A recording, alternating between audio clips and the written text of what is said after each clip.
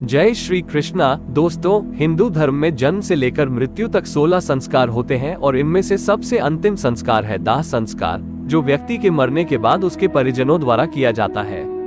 इस संस्कार में कई खास रस्मों का पालन किया जाता है, जो कि आत्मा को मुक्ति दिलाने के लिए जरूरी होते हैं। दोस्तों, इस वीडियो में आप जान लेंगे कि मृत व्यक्ति को शमशान ले जाते समय उसकी अर्थी के आगे एक व्यक्ति मटके में क्या लेकर चलता है, जिसका संबंध मृत व्यक्ति की शादी के फेरों से कैसे होता है। इसके बाद आप जान लेंगे कि मुखाग्नि देने से पहले पानी से भरे मटके को गिराकर तोड़ा क्यों जाता है और शवयात्रा देखकर क्या करने से आपके पाप कर्म कम हो जाते हैं।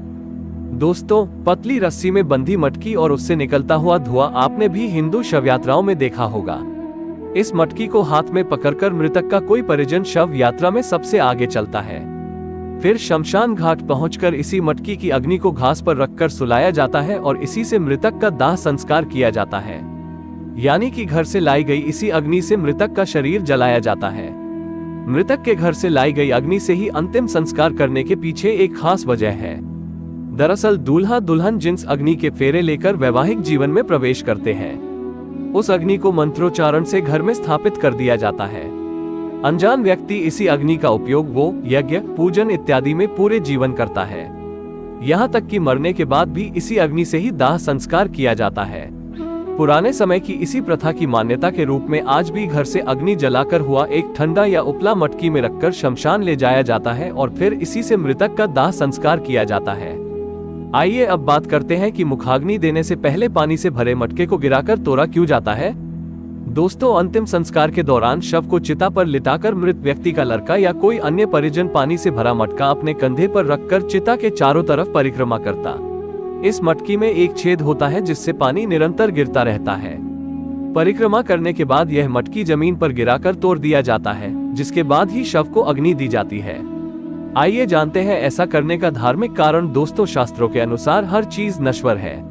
सजीव से लेकर निर्जीव तक सभी एक निश्चित समय पर नष्ट हो जाते हैं। हिंदू धर्म के अनुसार जीवन एक छेद वाले मटकी की तरह है, जिसमें आयु रूपी पानी हर पल टपकता रहता है और ऐसे ही बूंद बूंद करके मटके से गिरते गिरते वह पानी कुछ ही समय में खत्म हो जाता है। ठीक वैसे ही जैसे किसी जीव की आयु घट जाता है। दोस्तों, कपाल क्रिया जितनी विचित्र है उतना ही महत्वपूर्ण भी है। आइए अब बताते हैं इसका आध्यात्मिक कारण। पुराण के अनुसार शव को जलाते समय यदि उसका कोई अंग शेष रह जाए तो इसको अशुभ माना जाता है। शास्त्रों के अनुसार दाह संस्कार की क्रिया से मृत व्यक्ति का अगला जीवन प्रभावित हो सकता है। इसलिए घी और कपूर के प्रयोग से शव को पूरी तरह जलाया जाता है। कई बार पूरा शरीर जल जाने पर भी सर नहीं जल पाता, इसलिए डंडे से प्रहार करके उसे फोड़ दिया जाता है, जिससे वो पूरी तरह जल जाए। डंडे से प्रहार खोपड़ी के बीचों बीच किया जाता है, जहाँ पर ब्रह्मरंध्र होता है। धार्मिक मान्यताओं के अनुसार जिस व्यक्ति का ब्रह्मरंध्र भेद दिया जाता है तो उसे स्वर्ग मिलता है। कभी कभी यह भी संभव है कि अंतिम संस्कार के समय यदि खोपड़ी पूरी तरह ना जले तो तांत्रिक इसे अपने साथ ले जाकर अंतरक्रियाओं में इसका उपयोग करते हैं। ऐसे में मृत व्यक्ति की आत्मा को बहुत कष्ट पहुंचता है और मृतक के परिवार पर भी संकट आता है। दोस्तों, अब आपको बताते हैं कि हिंदू शास्त्रों के अनुसार मृत्यु के बाद व्यक्ति की आत्मा परमात्मा में लीन हो जाती है, इसलिए शवयात्रा देखना शुभ माना जाता है। शास्त्रों के अनुसार किसी की अंतिम विदाई देखने से व्यक्ति को पुण्य की प्राप्ति होती है। ऐसा माना जाता है कि शव यात्रा देखना सुखद एवं मंगलमय भविष्य का सूचक है।